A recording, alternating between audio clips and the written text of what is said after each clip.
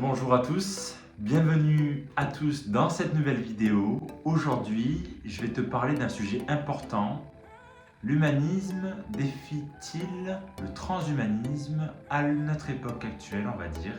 Est-ce qu'il y a des enjeux et quels sont-ils s'il y en a? Aujourd'hui, je propose d'élucider certains mystères et poser mes avis également, mes avis personnels, ma vision des choses concernant le transhumanisme et l'humanisme à notre époque. Plus précisément, qu'est-ce que l'humanisme à notre époque?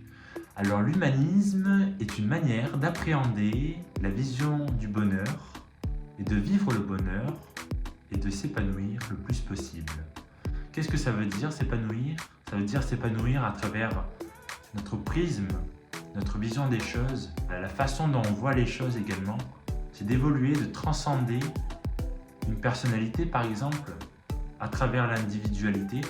C'est important que vous deveniez des individus à l'heure d'aujourd'hui si vous ne l'êtes pas actuellement bien sûr, puisque peu de monde ose être soi-même.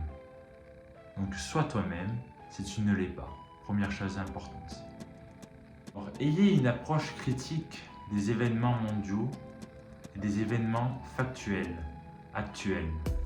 C'est-à-dire que chacun et chacune doit devenir une personnalité influente et avoir un état d'esprit critique des choses pour remettre en question et mieux évoluer et aller dans un sens où l'humanité pourrait mieux évoluer par la suite. Que défend l'humanisme à notre époque? L'humanisme, comme vous pouvez le voir, je l'ai marqué sur un bout de papier, sur mon carnet de notes. Aujourd'hui, l'humanisme défend la dignité, l'égalité, la fraternité, la liberté, l'esprit critique, la tolérance, le respect de l'environnement et le respect de l'être humain et le savoir, bien entendu. Toutes ces valeurs humaines, essentielles et fondamentales, sont à l'heure d'aujourd'hui de plus en plus en train et dans la limitation des choses. Qu'est-ce que cela signifie? Cela signifie que la limitation des choses est dans une limite absolue, dans le sens où elles sont restreintes finalement, puisque regardez les lois actuelles, trop de lois tuent les lois, trop de règles tuent les règles. Et aujourd'hui, nous avons besoin de retrouver un peu plus ces valeurs qui sont fondamentales et essentielles à la vie humaine, finalement, puisque nous avons besoin de ces valeurs pour mieux évoluer par la suite. Le transhumanisme ne pourra pas permettre grand-chose dans la finalité des choses, peut-être. Donc il y a un enjeu global dans l'humanité actuelle, bien sûr. Alors, qu'est-ce que le transhumanisme? Le transhumanisme est actuellement un mouvement international dans lequel la science promouvoit la technologie pour des progrès techniques et moraux, bien sûr, et physiques, bien sûr.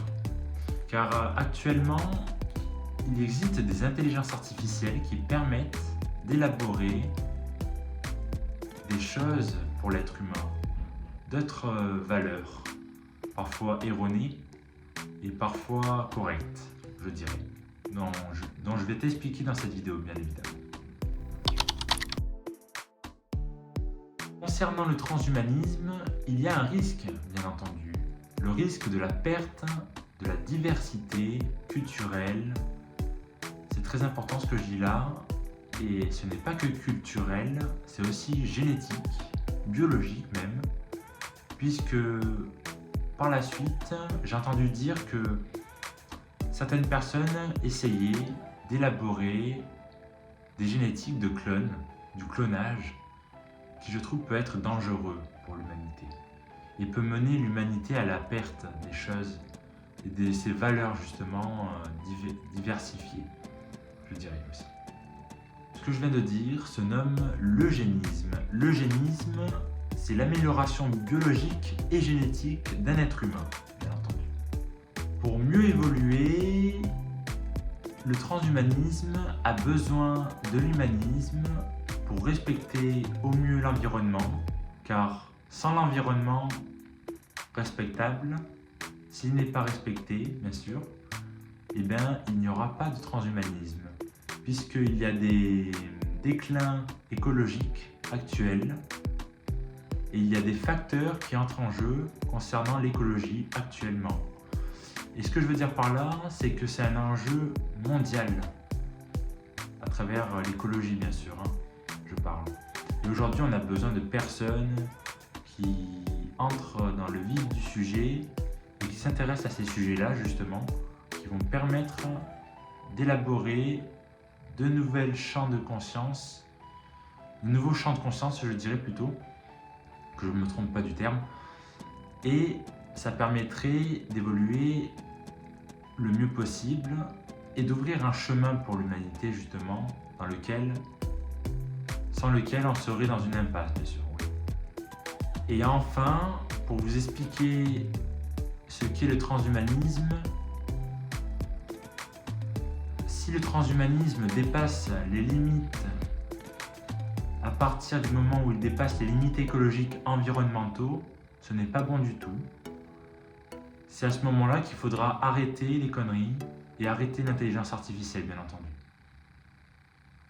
Voilà tout. Donc une chose à savoir et une bonne nouvelle, c'est que le transhumanisme, pour subsister, a besoin de l'humanisme et de l'environnement, bien entendu, sans quoi il n'existerait pas du tout. Et c'est ça qui est bon à savoir aujourd'hui. Merci à tous d'avoir regardé cette vidéo, ça me fait extrêmement plaisir que vous l'ayez regardée jusqu'ici. N'hésitez pas à vous abonner si ce n'est pas fait et à liker cette vidéo. Merci à tous.